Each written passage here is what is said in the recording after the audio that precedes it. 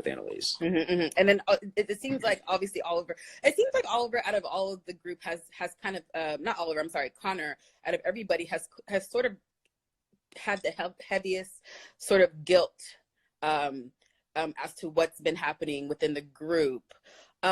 What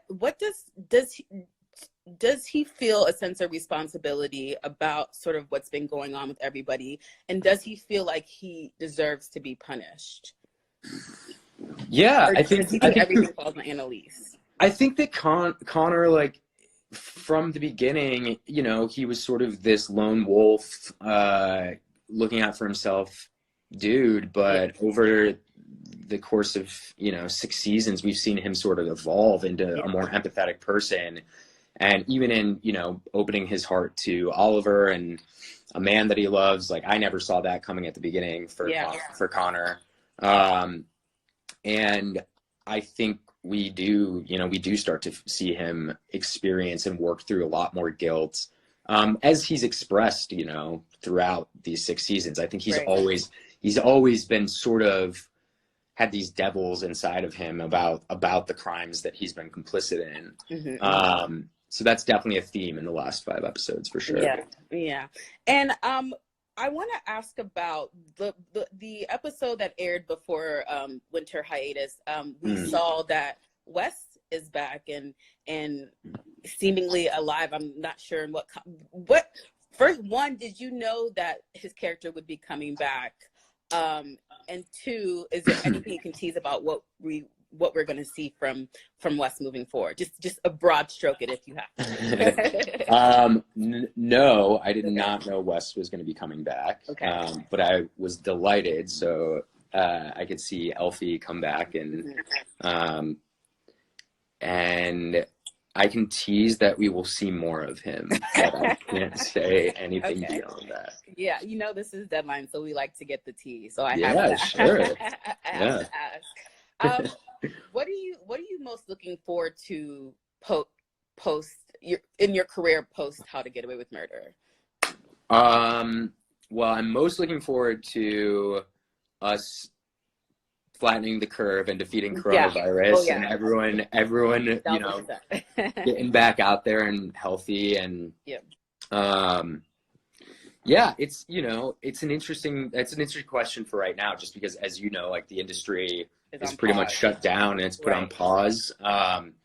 So I'm trying to, you know, remind myself of the things outside of my career that I'm grateful for, and my friends and family, and, you know, things that I've taken for granted, just being able to touch another human being and hug a loved one. So yeah, I don't know.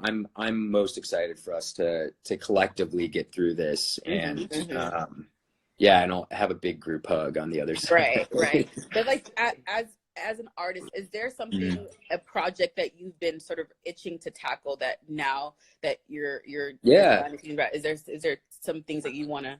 Yeah, I'd love to get back on stage. I did, over our last hiatus between seasons 5 and 6, I did a play in Washington, D.C. called Falahee, Mississippi, which was incredible. We did it at the Kennedy Center, and it'd been so long. You know, I went to school for musical theater, actually.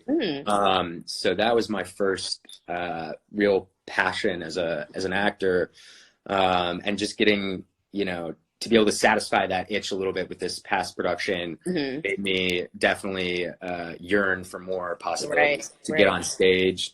You know, whether it be in LA or New York or London, there's great theater being made all over the world right now. So is there a particular role that you would love to take on, or be part of a particular show? You know, I was really jealous of Alfred because he got cast as Romeo at the Globe, and he obviously, knock on wood, the production, you know, keeps going forward, but he'll be amazing. But that was one of those roles when, you know, as a kid, the first time I read Romeo and Juliet, I was like, I want to do this.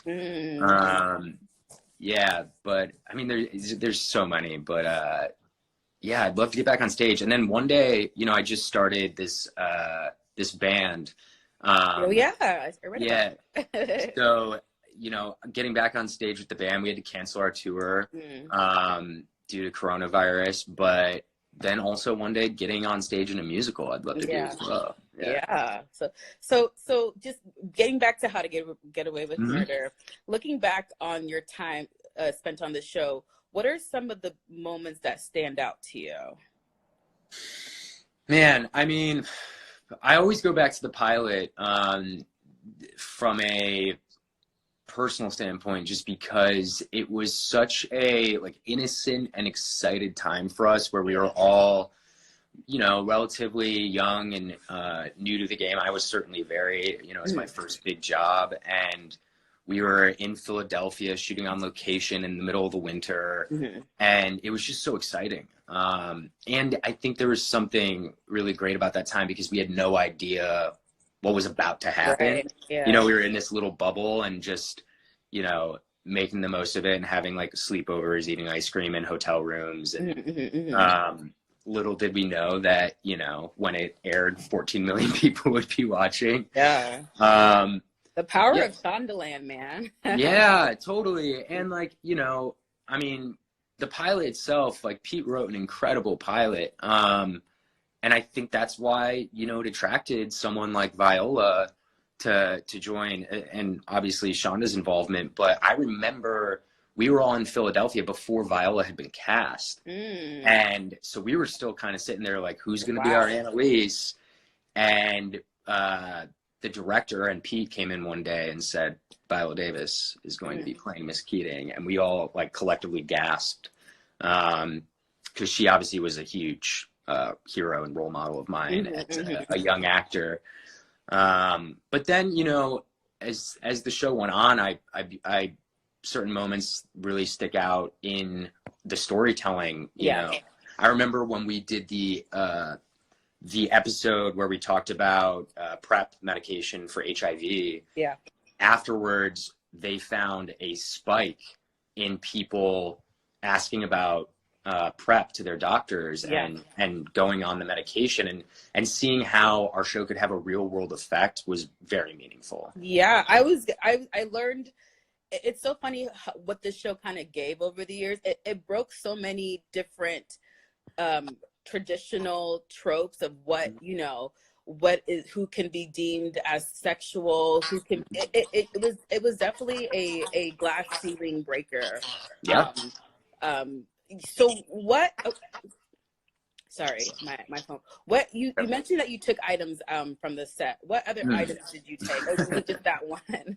I think Pete's like watching right now. So okay. I'm sorry, Pete. No, it's fine. We're not trying to get anybody in trouble. It's cool. I didn't steal a car or anything. Okay. So I think I'm fine. I took this little. I don't know. I mean, it's sort of an Easter egg for fans, but in Oliver's original apartment, he had like little like statues of pugs, like dogs around. Yeah. And it was just like one of those fun things that the set decorator, like, you know, embellished life in the apartment with. And then as we moved into the Keating 5 house, these like ceramic dog statues followed us. Nice. So we would always make fun of these like little ceramic dog statues, and they're like in the background. You never see them, right? Right. So Conrad and I each took little dog statues. I took a bunch of Middleton gear. Oh, like, nice. That usually like the background artists would be wearing, or like every now and then like Michaela or Asher's wearing like a Middleton football sweatshirt. Okay. And then I took a couple of Connor's suits. Nice. Connor has some nice style, so I can see why. Yeah, for sure. And just to wrap it up, I know, like I said, we don't want any spoilers, but I'm going to ask for one more tease. Yeah. What are you most excited for people to see in these final 6 episodes? Who dies? Yeah. So is there going to be more deaths to come?